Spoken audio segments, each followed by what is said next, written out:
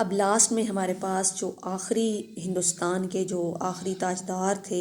بر صغیر پہ، جنہوں نے اتنے ٹائم حکومت کی، وہ تھے سراج الدین محمد بہادر شاہ ثانی، جو کہ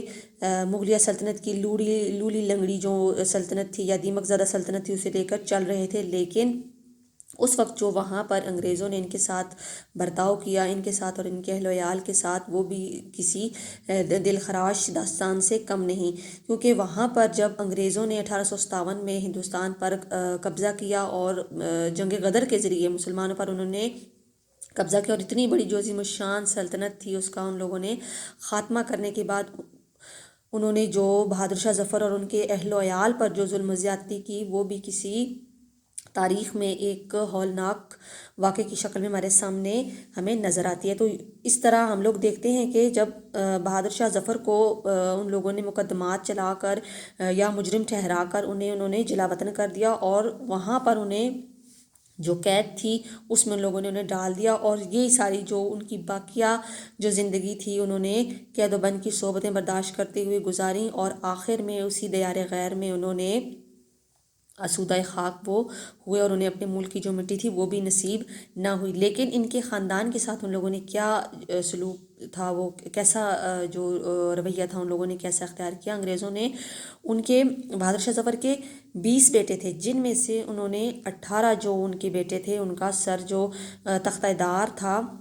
تختہ دار کے اوپر بہادر شاہ ظفر کے سامنے ان بیٹوں کو تختہ دار پر لٹکا دیا۔ مینس کہ وہ ہر اس حد تک گئے جس حد تک وہ لوگ جا سکتے تھے۔ ظلم و بربریت کی ہر ایک داستان ان لوگوں نے رقم کی جو کہ وہ کرنا چاہ رہے تھے، اور اس کے بعد جو ان کے دوسرے خاندان کے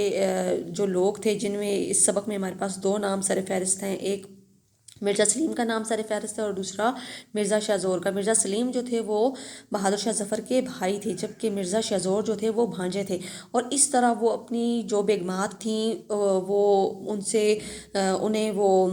لال قلعے سے لے کر وہ کس طرح نکلے، کس طرح وہ اپنی جو ان کی رعایا تھی ان کے آگے۔ تو یہاں پر میں آپ کو بتاتی چلوں کہ جو بہادر شاہ ظفر کے جو اہل خاندان کے جو لوگ تھے انہوں نے کس قدر قسم پرسی کی زندگی گزاری، حالانکہ یہ وہی لوگ تھے جنہوں نے اتنی ناز و نحم میں زندگی گزاری، جاہ و جلال میں انہوں نے ایک ٹائم گزارا،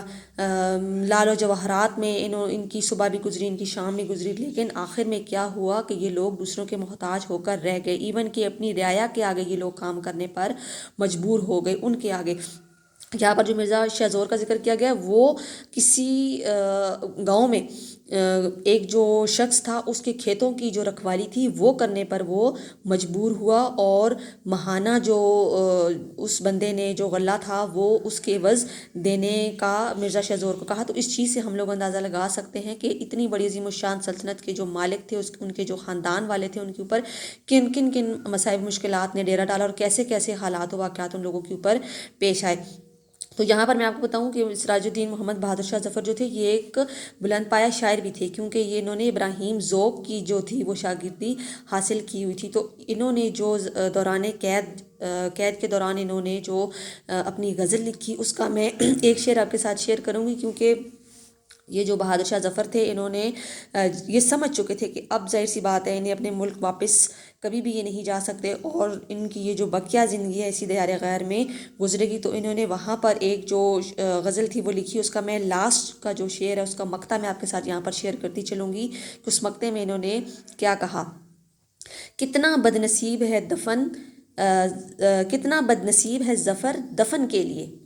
کتنا بدنصیب ہے ظفر دفن کے لیے، 2 گز زمیں بھی نہ ملی کوئے یار میں۔ اٹ مینس کہ یہ وہ واحد بدنصیب حکمران تھا مغلیہ سلطنت کا کہ اسے اپنے ملک کی جو زمین تھی دفن ہونے کے لیے وہ بھی نہ مل سکی۔